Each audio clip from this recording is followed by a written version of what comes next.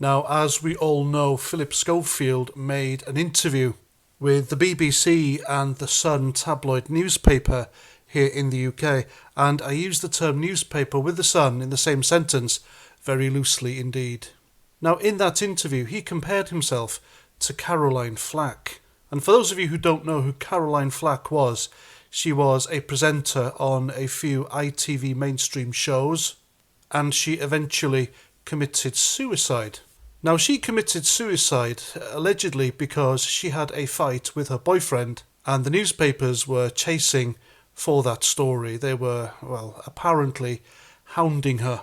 And so she took her own life. And for Philip Schofield to compare himself to Caroline Flack, and the only comparison he could have with Caroline Flack was when she was 31 or thereabouts, she had an affair with Harry Styles when he was very young indeed. I think it was between 15 and 17. So Caroline Flack liked them young as well, but nothing was ever said about that, weirdly. Then again, it's because she was a woman, she probably gets a free pass, but there we go, make of that what you will. And Caroline Flack's situation is completely different to Philip Schofield's otherwise. And he says in that interview, I'm going to be like Caroline Flack, he says. Do you want me dead? How far will this go on? Because this is where I am now. And I think the irony hasn't hit him because he's comparing himself to Caroline Flack, and yet he's giving an interview to the main newspaper that hounded her. And I wonder how much he was paid for that interview as well. Because I promise you, this lying narcissist, suicide is the last thing on this guy's mind. It's all about self-preservation. So anyway, ever since that cringeworthy, self-pitying video or that interview of him came out, a host of celebrities, Z-list celebrities, or British TV and radio personalities have come out and defended him. People like Richard Bacon, who says it's time to stop piling in on this human being. Piers Morgan calling on people to stop this relentless persecution of a guy who's lost everything. Former LBC radio host and woke left-wing toad Matthew Stadlen, who says the frequent pile-on Philip Schofield is really quite disgusting. He's apologised and that's enough, he says. And the most interesting one is Harvey Procter. Now, Harvey Procter was one of the main victims of fantasist Carl Beech, who came out and with the help of former Labour MP Tom Watkins and another LBC woke prat, James O'Brien, his life was made a misery because he was accused of abusing kids. Of course, it wasn't true.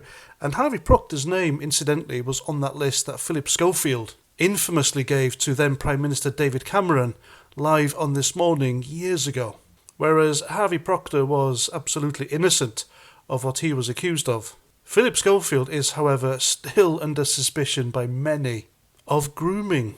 So anyway, this Harvey Procter says, the public flogging guided by incessant rumour and speculation of Philip Schofield has gone too far and must stop.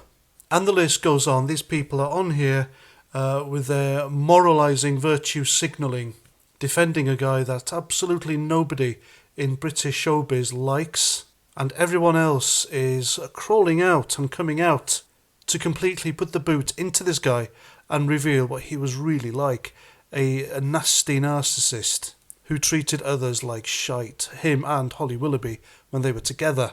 Now, I promise you, if Matthew McGreevy ever does come out and tell all, and it turns out that Philip Schofield did indeed have his eye on him ever since he met him at that two-faced theatre company, then these virtue-signalling woke idiots will be deleting their tweets in a jiffy, I promise you. And as for woke lefty radio presenters like Matthew Stradlin and Richard Bacon saying it's time to stop piling on this human being and it's all disgusting, well, these two are still baying for Boris Johnson's blood. They've had him sacked, they've demonised him, they've hounded him. They were part of the cabal in the mainstream media who are still to this day baying for Boris Johnson's blood. Even though he's gone, he is out of the political scene simply because they hate him. And if they feel like this about him having a piece of cake during lockdown, imagine what they'd be like with him if he ever groomed a lad for future fucking. And I'll leave that one with you as well. So there we go. That's my video. Let me know what you think in the comments. And until the next time, Roger Trout.